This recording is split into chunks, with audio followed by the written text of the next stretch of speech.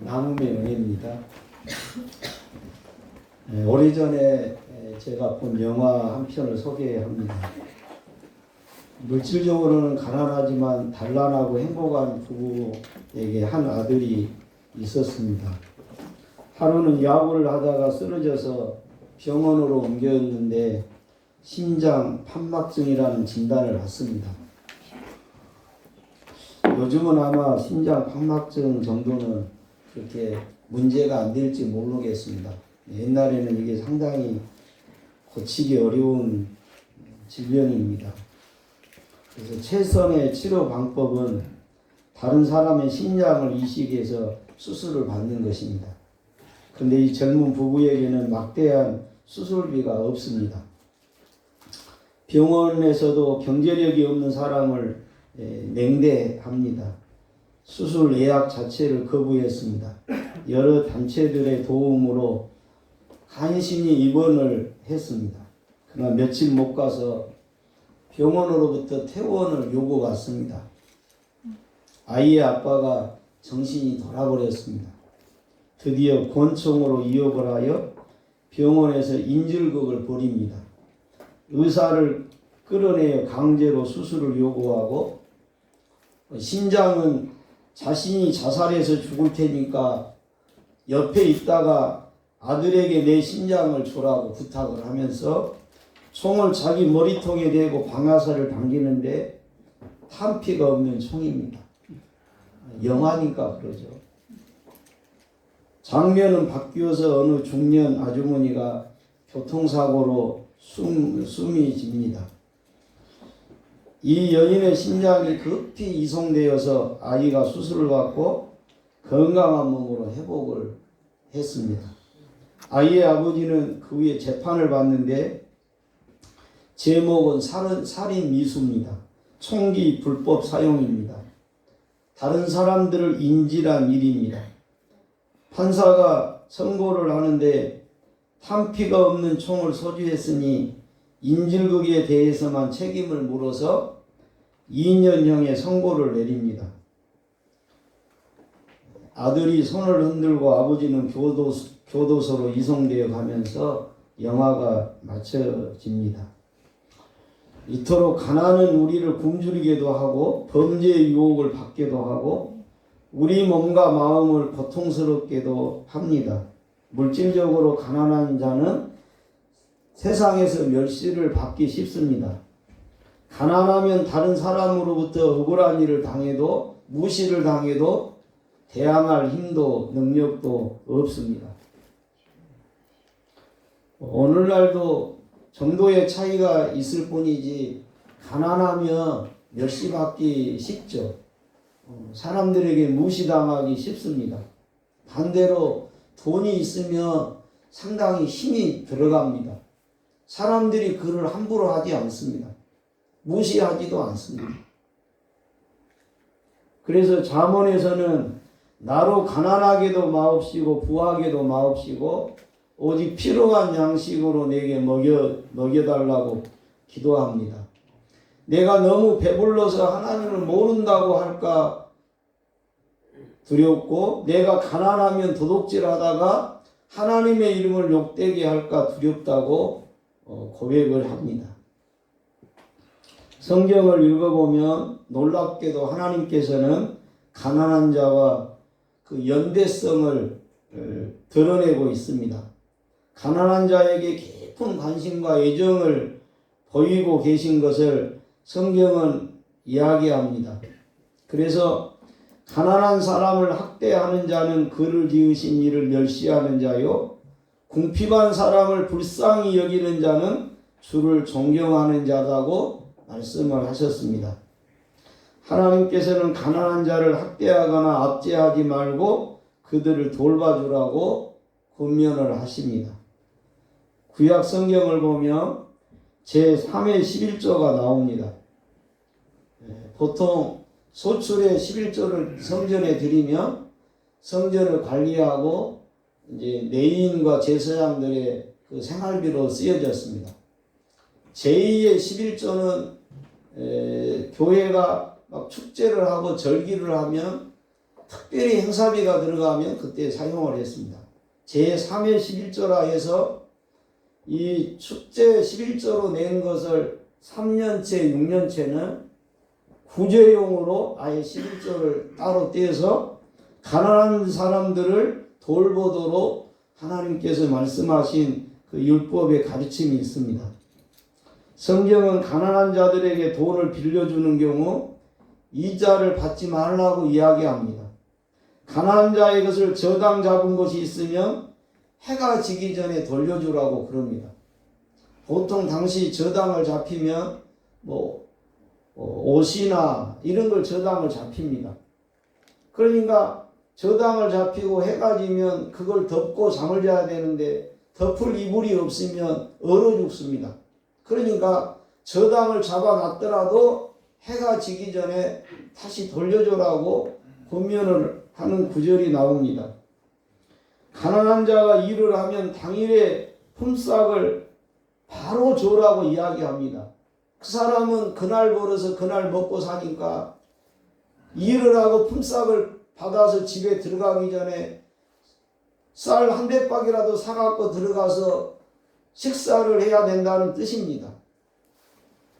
뿐만 아니라 안식년에는 다 논전답을 놀리게 되어 있는데 안식년에 곡식을 안 뿌려도 자연히 생산되는 것이 있을 수 있습니다. 그러면 그건 네 땅에서 생산되는 거라고 거두지 말고 주변에 가난한 사람들이 거둬다 먹을 수 있도록 니는 거두어가지 말라고 말씀을 하십니다. 또 추수를 해도 일부러 밭 넷 모퉁이는 곡식을 거두지 말라 그럽니다. 이걸 주석가들은 말합니다. 그 면적의 한 60분의 1 정도는 그 땅의 귀탱이의 것들은 거두지 말고 일부러 놔둬라 그럽니다. 그래야 없는 사람이 그거라도 거둬다가 먹을 수 있도록 해라고 말씀을 했습니다. 또 가난한 사람들은 하나님 앞에 나올 때도 예물이 없습니다.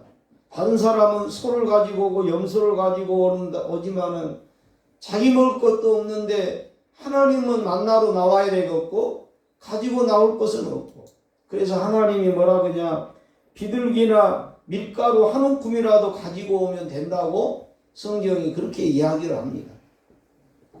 주님께서 말씀하신 교훈들 가운데 보면 세상에 오신 목적 중에 하나가 가난한 자들에게 복음을 증거하여 그들로 부요해지는 데 당신의 오신 목적이 있다고 했습니다. 하루는 성전에서 주님이 말씀을 하실 때 이사야서 말씀을 펴놓고 주의 성령이 내게 임하셨으니 이는 가난한 자에게 복음을 전하게 하시려고 나를 이곳에 보내셨노라고 말씀을 하십니다. 그러면서 주의 은혜의 해가 오늘날 여기에 임하였다고 말씀을 하셨습니다. 주님의 가르침을 받은 초대교회 말씀을 보면 그 특징 중에 하나가 나눔과 구제였습니다. 구제할 일이 너무 많아지니 사도들이 이런 일을 다 감당할 수 없어서 일꾼을 세우는 것이 7 집사인 것입니다. 그러니까 사도들이 일을 다 못하니까 일을 도와라고 세운 일꾼들이 이제 7 집사로 성경에 나옵니다. 그 후에 바울이 복음을 전파하여 세운 많은 교회들도 구제하고 가난한 사람들을 배려하는 그런 교회로 세워져 갔습니다. 그러므로 오늘날 교회와 성도들은 가난한 자를 위하여 구제하고 헌금하는 일을 우리는 귀한 일로 감당해야 하는 것입니다. 이 일에 우리는 야무진 꿈을 가지고 있습니다. 제가 한두 번 말씀을 드렸는데 1억이라는 기금을 조성해서 고통받는 이웃을 대상으로 나눔과 구제를 실천할 것입니다. 앞으로 2년 이내에 가칭 이웃을 내 몸같이라는 구제뱅크를 설립하고 지속적으로 우리 교회가 이 일을 하고자 합니다. 이 일에 주의 함께 하심과 교우들의 관심과 동참을 권면해 드립니다. 사실 헌금은 주님의 은혜를 아는 사람이 할 수 있습니다. 부여하신 자로서 가난하게 되신 분, 그분의 가난함을 인하여 내가 부여하게 되었다는 사실을 믿고 고백한 사람이 헌금을 하는 것입니다. 헌금을 드리면 분명히 나는 더 가난해지는 것은 분명합니다. 내게 있는 걸 얼마를 덜어내니 나는 더 부족해지는 것은 사실입니다. 그러나 가난한 자를 불쌍히 여기는 것은 여호와께 꾸이는 것이라고 했습니다. 그리고 하나님은 그 선행을 기억하여 갚아주신다고 말씀을 하십니다. 나눔과 구제를 위해 가난해진 심령을 부여로 가득 채우시는 것이 하나님의 능력이요 기쁨이요 뜻인 것입니다. 본문 말씀에 보면 예수 그리스도는 부요하신 자였다고 말씀을 하십니다. 그러면 주님은 원래 얼마나 부요하신 분이셨는가? 성경은 우주 만물이 다 주님의 것이다 그렇게 말씀하십니다. 그러니 세상의 부자라고 해도 예수님 부자를 못 따라가는 것입니다. 세상의 모든 만물이 하나님의 것이요 주님의 것이니 주님이 제일로 부자라는 것입니다. 그래서 만물이 그에게서 창조되고 하늘과 땅에서 보이는 것들과 보이지 않는 것들과 보좌들과 주관들과 정사들과 권세들이나 만물이 그로 말미암아 창조되었다고 만물보다 먼저 계시고 만물이 그 안에 함께 있다고 말씀을 하십니다. 삼림의 모든 짐승과 생축이 다 주님의 것이고 하늘과 땅과 모든 세계가 주님의 것이고 은도 금도 다 내 것이라고 주님은 말씀하셨습니다. 그것뿐만 아니라 저 영광스러운 천국의 보화들이 다 주님의 것입니다. 주님은 참으로 부자이십니다. 그런데 오늘 말씀에 보면 부요하신 분이 우리를 위하여 가난하게 되셨노라고 말씀을 하십니다.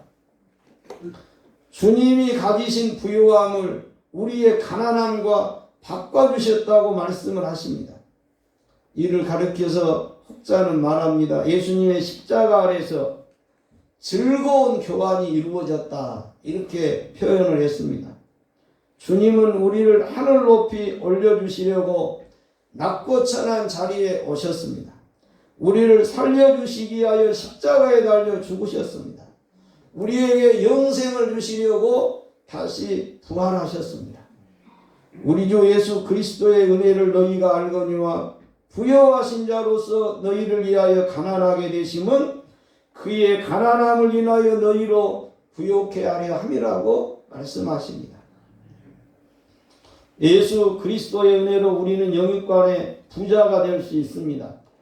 부여하신 그분께서 나를 부욕해 하시기 위하여 가난하게 되셨기 때문입니다. 따라서 주 안에서 우리는 모든 것을 가졌다는 고백을 할 수 있어야 하는 것입니다. 천지를 이으시고 주관하신 분이 우리와 함께 하시니 우리는 모든 것을 가진 자들입니다. 그분을 나의 아버지로 삼으니 우리는 그분의 것이 우리의 것이 되는 것입니다. 십자가에 죽으시고 부활하신 그분께서 다 이루어 주셨다고 하셨으니 그걸 믿음으로 취할 때 우리는 모든 것을 가진 자로 살 수가 있는 것입니다. 행복한 왕자라는 동화가 있습니다. 어느 도시에 행복한 왕자의 동상이 서 있습니다. 금과 은과 온갖 보석으로 장식한 멋진 동상입니다. 어느 해 가을에 제비가 남쪽으로 날아가려다가 왕자의 동상 밑에 하룻밤을 자게 됐습니다. 그런데 머리 위로 자꾸 찬물이 뚝뚝 떨어지는 것입니다. 제비가 이를 올려다 보니까 왕자의 눈에서 눈물이 떨어지는 것이었습니다. 제비가 왜 우느냐고 물었더니 왕자가 대답합니다. 내가 여기서 이 도시를 바라보니 가난하고 고통받는 자들이 너무 많아서 내가 눈물이 난다. 제비야, 내 눈에 보석을 빼서 저 가난한 사람들에게 나누어 주지 않겠니? 그렇게 말을 합니다.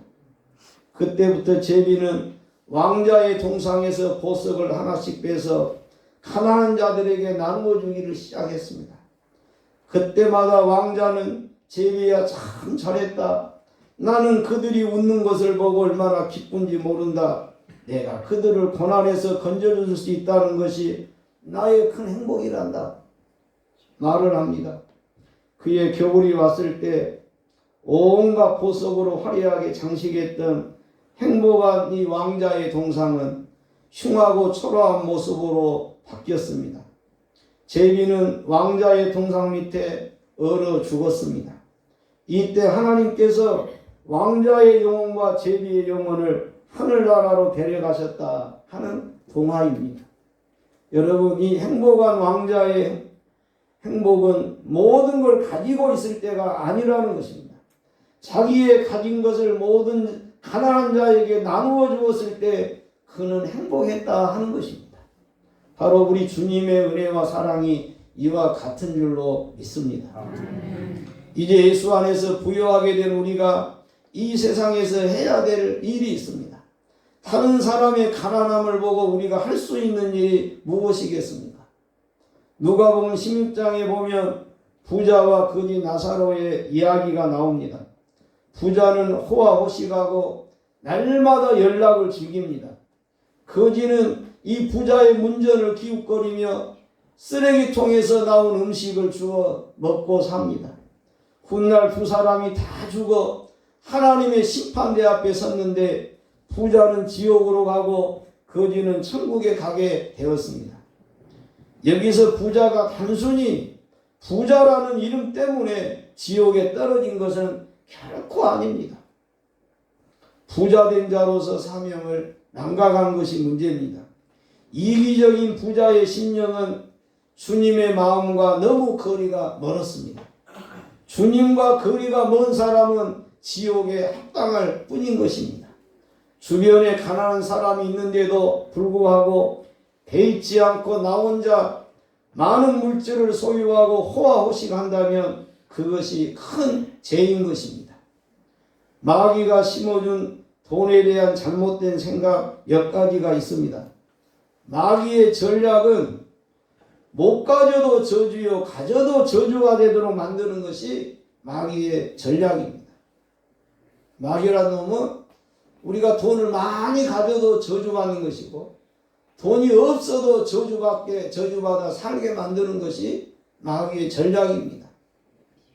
그래서 마귀가 우리에게 가져다준 잘못된 생각 전체는 내가 번 돈은 내 것이다 하는 생각입니다.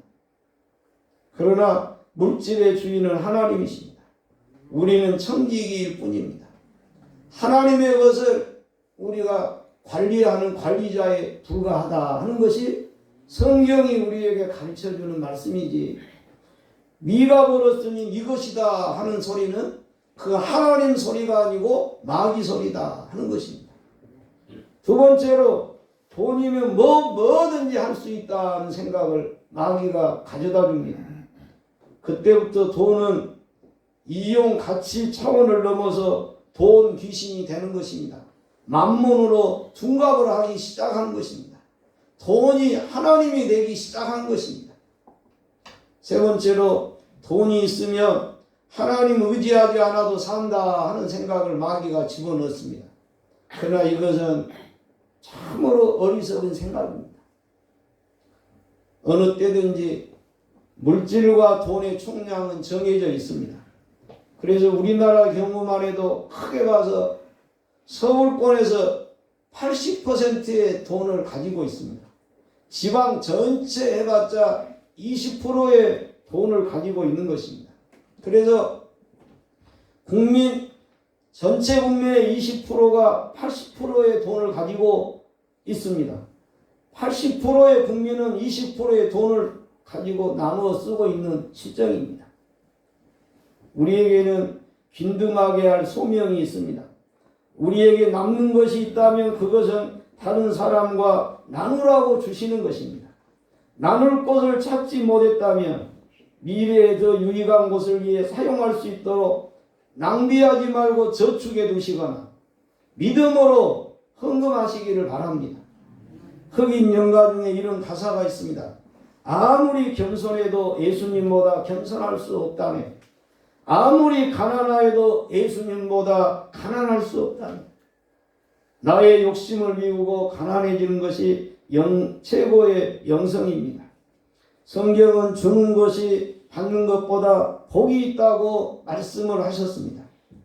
물질을 소유하는 궁극적인 목적은 믿음으로, 긍휼로, 사랑으로 드리는 기쁨과 나누는 행복을 맛보기 위한 것입니다.